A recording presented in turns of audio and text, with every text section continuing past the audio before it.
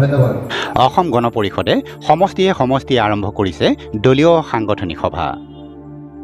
সমাগত উপনিৰ্বাচন, পঞ্চায়ত নিৰ্বাচন আৰু 2024 বিধানসভা নিৰ্বাচন। এই নিৰ্বাচনসমূহত দলীয় ভেটি সুদৃঢ় কৰিবৰ বাবে অসমৰ আঞ্চলিকতাবাদী ৰাজনৈতিক দল অসম গণ পৰিষদে সমষ্টিয়ে আৰম্ভ কৰিছে দলীয় সাংগঠনিক সভা।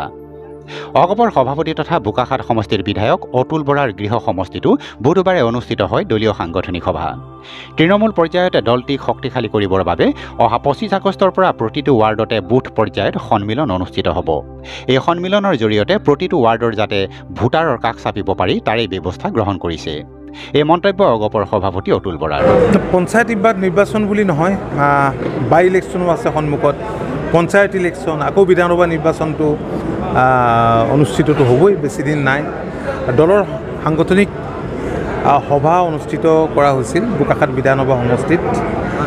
ইয়াত অবজাৰ্ভাৰ, দলৰ কেন্দ্ৰীয় সমিতিৰ বিষয়ববীয়া, জিলা সমিতিৰ বিষয়ববীয়া, লগতে প্ৰতিখন আঞ্চলিকৰ বিষয়ববীয়া আৰু আমাৰ কেইটা ভাতৃভগ্নী সংগঠনৰ বিষয়ববীয়াসকল উপস্থিত আছিল। বিস্তৃতভাৱে দলৰ সংগঠন শক্তিশালী কৰাৰ ওপৰত আজি আলোচনা হৈছে।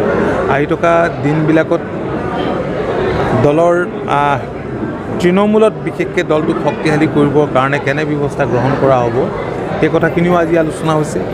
দলৰ সভাত আমি ইতিমধ্যেই সিদ্ধান্ত লৈছিলোঁ, যিখিনি সিদ্ধান্ত আমি যোৱাকালি সংবাদ মাধ্যমৰ আগতো আমি অৱগত কৰিছোঁ যে অহা 25 তাৰিখৰ পৰা সপ্তাহজোৰা যি আমাৰ বুথ সন্মিলন, সেই বুথ সন্মিলন যাতে বোকাখাট বিধানসভা সমষ্টিটো প্ৰতিটো ৱাৰ্ডত ঠিকমতে অনুষ্ঠিত হয়, তাৰ কাৰণে আগতীয়া প্ৰস্তুতি কেনেধৰণৰ হ'ব এই কথাবোৰ আমি আলোচনা কৰিছোঁ।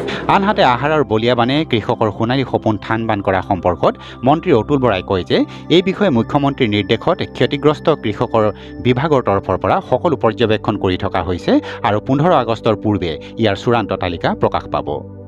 ক্ষতিগ্ৰস্ত সকলো কৃষকেই উচিত ক্ষতিপূৰণ লাভ কৰিব বুলি মন্ত্ৰীগৰাকীয়ে উল্লেখ কৰে। এইখিনি চাওক, ইতিমধ্যে এছেছমেণ্ট কৰিছে, কেন্দ্ৰীয় চৰকাৰৰ টীম আহিও এছেছমেণ্ট কৰিছে আৰু মাননীয় মুখ্যমন্ত্ৰী ডাঙৰীয়াই আমাক আমাৰ সতীৰ্থ আটাইকেইগৰাকী মন্ত্ৰীকে বিভিন্ন জিলালৈ পঠাই ইয়াৰ এছেছমেণ্ট ত্বৰান্বিত কৰিবৰ কাৰণে ইনষ্ট্ৰাকশ্যন দিছিল। সেইমতে আমি আটাই বিভিন্ন জিলালৈ গৈ সেইখিনি তথ্য পাতি সংগ্ৰহ কৰিছোঁ, প্ৰশাসনৰ পৰা সংগ্ৰহ কৰা হৈছে। কিন্তু 15 আগষ্টৰ ভিতৰতে বহুখিনি তেনেধৰণৰ যি লোকচান হৈছে, ক্ষয়ক্ষতি হৈছে, তাৰ ক্ষতিপূৰণ লাভ কৰিব। News desk report, KNN Bokakhat live.